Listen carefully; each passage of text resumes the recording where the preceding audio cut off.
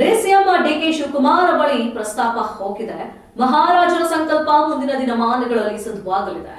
ಜೈನ ಸಮಾಜದ ಬಂಧುಗಳಿಗೆ ನಿಗಮ ಮಂಡಳಿ ಮಾಡುವುದಾಗಿ ಆಶ್ವಾಸನೆ ನೀಡಿದೆ. ಸವದಿ ಖೇಮಲಾಪುರ ಗ್ರಾಮದಲ್ಲಿ ನಡೆದ ಪಂಚ ಕಲ್ಯಾಣ ಸಮಾರಂಭದಲ್ಲಿ ಈ ಒಂದು ಹೇಳಿಕೆಯನ್ನ ನೀಡಿದ್ದಾರೆ. ಇನ್ನು ಬೆಳಗಾವಿ ಜಿಲ್ಲೆಯ ರಾಯಬಾಗ ತಾಲೂಕಿನ ಖೇಮಲಾಪುರ ಗ್ರಾಮ ಕಾಂಗ್ರೆಸ್ ಪಕ್ಷಕ್ಕೆ ಚಿಹ್ನೆ ನೀಡಿತು. ಜೈನ ಸಮಾಜ ಇಂದಿರಾ ಗಾಂಧಿ ಅವರಿಗೆ ಜೈನ ಸಮಾಜದ ಮುನಿ ವಿದ್ಯಾನಂದ ಮಹಾರಾಜರು ಹಸ್ತ ಚಿಹ್ನೆ ನೀಡಿದ್ದಾರೆ. ಈ ವಿಚಾರವನ್ನು ಸಹ ನಾನು ಸಿದ್ದರಾಮಯ್ಯ ಮನವರಿಕೆ ಮಾಡಿಕೊಟ್ಟಿದ್ದೇನೆ. ನಮ್ಮ ಪಕ್ಷಕ್ಕೆ ಇಷ್ಟೆಲ್ಲ ಸಹಾಯ ಆಗಿದ್ದು ಈ ಜೈನ ಸಮಾಜಕ್ಕೆ ನಿಗಮ ಮಂಡಳಿ ನೀಡಬೇಕೆಂದು ಸಿಎಂ ಡಿಸಿಎಂ ಅವರ ಗಮನಕ್ಕೆ ತಂದಿರುತ್ತೇನೆ. ಕಾಂಗ್ರೆಸ್ ಸರ್ಕಾರದ ಕೆಲ ಸಚಿವರಿಗೆ, ಶಾಸಕರಿಗೆ ಕಾಂಗ್ರೆಸ್ ಪಕ್ಷಕ್ಕೆ ಚಿಹ್ನೆ ನೀಡಿದ್ದು ಜೈನ ಸಮಾಜ ಅಂತ ಅರಿವು ಇರಲಿಲ್ಲ. ಕೈ ಚಿಹ್ನೆ ಗುರುತನ್ನ ನೀಡಿದ ಸಮುದಾಯಕ್ಕೆ ಹಾಗೂ ಗುರುಗಳ ಋಣ ತೀರಿಸುವ ಸಲುವಾಗಿ ಈ ಸಮುದಾಯಕ್ಕೆ ನಿಗಮ ಮಂಡಳಿ ನೀಡಿ ಅಥವಾ ಋಣ ತೀರಿಸಬೇಕಿದೆ. ಈ ನಿಗಮದ ಮುಖಾಂತರ ಅತ್ಯಂತ ಬಡ ಕುಟುಂಬದ ವಿದ್ಯಾರ್ಥಿಗಳಿಗೆ ದಾಸೋಹಕ್ಕೆ ಅನುಕೂಲವಾಗುವಂತೆ ಮಾಡಿಕೊಡಿ ಎಂದು ಲಕ್ಷ್ಮಣ್ ಸವದಿ ಅವರು ರಿಕ್ವೆಸ್ಟ್ ಮಾಡಿದ್ದಾರೆ. ಮಟ್ಟದಲ್ಲಿ ಒಂದು ಸಮಾವೇಶವನ್ನು ಮಾಡಿ ಪ್ರಾರಂಭದಲ್ಲಿ ನಾನು ಹೋಗಿ ಪೂಜ್ಯರಿಗೆ ಹೇಳಿದೆ, ರಾಜ್ಯದ ಉಪಮುಖ್ಯಮಂತ್ರಿ ಆಗಿರ್ತಕ್ಕಂಥ ನಮ್ಮ ಪಕ್ಷದ ಅಧ್ಯಕ್ಷರಾಗಿರ್ತಕ್ಕಂಥ ಡಿಕೆ ಶಿವಕುಮಾರ್ ಅವರನ್ನ ಈ ವೇದಿಕೆಗೆ ಕರೆಸೋದ್ರ ಮುಖಾಂತರ ಅವರ ಮುಖಾಂತರ ನಿಮಗೆ ಭರವಸೆಗಳನ್ನು ಕೊಡ್ತೀವಿ ಅಂತ ಹೇಳಿ ಆ ನಿಟ್ಟಿನಲ್ಲಿ ಆ ಕಾರ್ಯ ಆಗಿದೆ. ನಾನು ಇಷ್ಟೇ ಕೇಳ್ತೀನಿ, ಪರಮ ಪೂಜ್ಯರ ಸಂಕಲ್ಪ ಏನಾಗಿದೆ ಆ ಸಂಕಲ್ಪ ಕೆಲವೇ ದಿನದಲ್ಲಿ ಸಿದ್ಧಿ ಆಗ್ತಿದೆ ಅಂತಕ್ಕಂಥ ಮಾತನ್ನ ಈ ಸಂದರ್ಭದಲ್ಲಿ ನಾನು ಹೇಳಿಕ್ ಬಯಸ್ತೀನಿ. ಯಾಕಂದ್ರೆ ಅವ್ರಿಗೂ ಕೂಡ ಈ ಮಾತನ್ನ ಹೇಳಿದ್ವಿ. ಇವತ್ತು ಪಿ ರಾಜು ಇಲ್ಲಿದ್ದಾರೆ, ನಮ್ಮ ಶಾಸಕರು ಈಗಾಗಲೇ ಇಲ್ಲಿ ಬಂದು ಕುಂತಿದ್ದಾರೆ, ತಮ್ಮಣ್ಣವರು ಮಹೇಶ್, ಅವ್ರಿಗೆ ಗೊತ್ತಿದೆ ಇಲ್ಲೋ ಗೊತ್ತಿಲ್ಲ, ಆದರೆ ನನಗದರದ್ದು ಅರಿವಿದೆ. ಅದೇನಪ್ಪ ಅಂತಂದ್ರೆ ಈ ದೇಶದಲ್ಲಿ ಕಾಂಗ್ರೆಸ್ ಪಕ್ಷಕ್ಕೆ ಕೆಲವೊಂದು ಸಂದರ್ಭದಲ್ಲಿ ಕಠಿಣ ದಿನಗಳು ಬಂದು ಹೋಗಿತ್ತು. ಆ ಕಠಿಣ ದಿನಗಳು ಬಂದಂತ ಸಂದರ್ಭದಲ್ಲಿ ಅವತ್ತು ಶ್ರೀಮತಿ ದಿವಂಗತ ಇಂದಿರಾ ಗಾಂಧಿ ಅವರು ದೇಶದಲ್ಲಿ ಪಕ್ಷ ಸೋತಿತ್ತು, ಪಕ್ಷ ವಿಭಜನೆ ಆಗಿತ್ತು.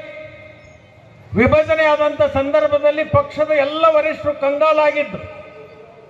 ಆ ಸಂದರ್ಭದಲ್ಲಿ ದಾರಿ ಸೋತದಾಗ ಏನ್ ಮಾಡಬೇಕು ಅಂತ ಹೇಳಿ ಚಿಂತೆಗೆ ಈಡಾದಾಗ ಒಬ್ರು ಯಾರೋ ಹೇಳಿದ್ರು, ದಿಲ್ಲಿ ಒಳಗೆ ಒಬ್ಬ ಮಹಾಮುನಿಗಳಿದ್ದಾರೆ, ಅವರ ದರ್ಶನವನ್ನ ಪಡ್ಕೊಳ್ಳಿ, ಅವರ ದರ್ಶನ ಪಡ್ಕೊಂಡ್ರೆ ಮುಂದೆ ನಿಮಗೆ ಉಜ್ವಲ ಭವಿಷ್ಯ ಇದೆ ಅಂತಕ್ಕಂಥ ಮಾತನ್ನ ಒಬ್ರು ಯಾರೋ ಹಿರಿಯರು ಹೇಳಿದ್ರು.